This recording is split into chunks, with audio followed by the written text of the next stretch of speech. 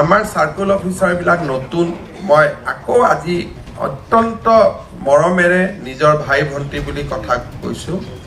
যে যি ধৰণে লাট মণ্ডলবিলাক টকা পইচা লৈ ধৰাত পৰি আছে এতিয়ালৈকে এই প্ৰশ্নটো আমি লাট মণ্ডলবিলাকক সোধা নাই যে আপোনালোকে টকাটো লৈ ভাগটো ওপৰত দিয়ে নেকি সেই প্ৰশ্নটো জানি বুজি মই সোধা নাই কিন্তু এই প্ৰশ্নটো পুলিচসকলে লাহে লাহে সোধা আৰম্ভ কৰিব কাৰণ কিছু লাট মণ্ডলে ষ্টেটমেণ্টত নাম দিয়া আৰম্ভ কৰিছে আজিও দুজন লাট মণ্ডল এৰেষ্ট হৈছে গতিকে সাৰ্কেল অফিচাৰখিনিয়ে মই অনুৰোধ কৰিম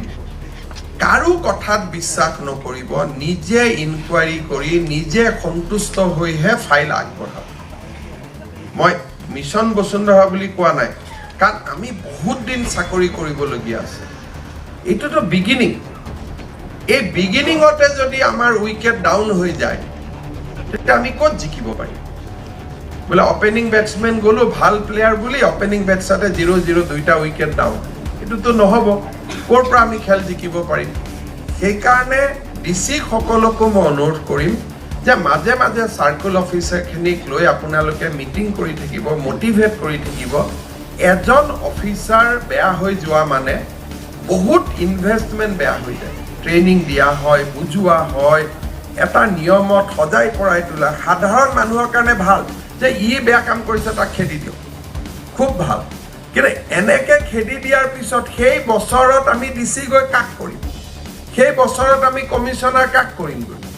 So society made lot of investment on officers. সেইকাৰণে ডিচিৰ পৰা এডিচিৰ পৰা সাৰ্কেল অফিচাৰলৈকে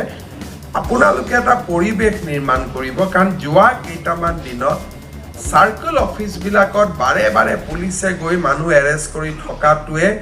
মই প্ৰথম মিটিংখনত কোৱাটোৱে আজি প্ৰমাণ হৈ আছে যে আৱাৰ revenue system is deeply corrupt আৰু ই বহুত বেছি সাধাৰণ দুখীয়া মানুহক অত্যাচাৰ কৰাৰ ই এটা ব্যৱস্থাত পৰিণত হৈছে এই বস্তুটো আমি আজি ডেকা ল'ৰাসকলে ইয়াক আমি পৰিৱৰ্তন কৰিব লাগিব আৰু আমি যিজন মণ্ডলক জানো এই মণ্ডলজনে এনেকুৱা কাম কৰে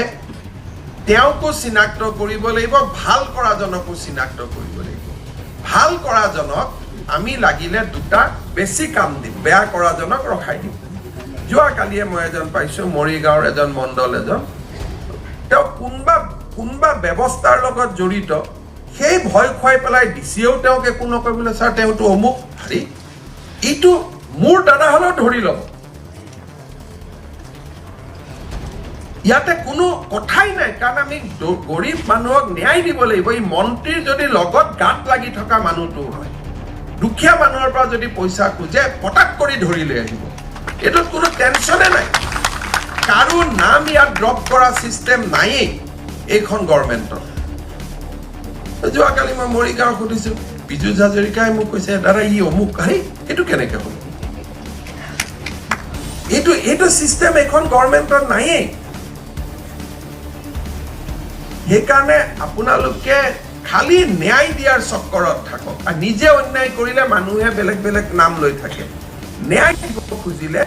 মানুহৰ কোনো কষ্টই নাই যে ভাই তুমি যাক লগোৱা মইতো ৰুলত আছোঁ মইতো নিয়মত আছোঁ মইতো দুখীয়া মানুহক সহায় কৰিছোঁ তেতিয়া লগোৱা বস্তুটো নোহোৱা হৈ যায় যেতিয়া নিজে কিবা কৰি থাকোঁ তেতিয়া বেলেগকো কণ্ট্ৰল কৰিব নোৱাৰা হৈ যাওঁ চ' সেইকাৰণে মই একেবাৰে 100% ক্লিয়াৰ কৰি দিছোঁ যে ভাল কাম কৰা মানুহজনৰ লগত কাম কৰি থাকক আৰু আমাৰ যাতে সাৰ্কেল অফিচবিলাকত টকা পইচাৰ ঘটনা নহয় এইটো চাব লাগে নতুনকৈ কিছুমানে আৰম্ভ কৰিছে ঘৰ অফিচত টকা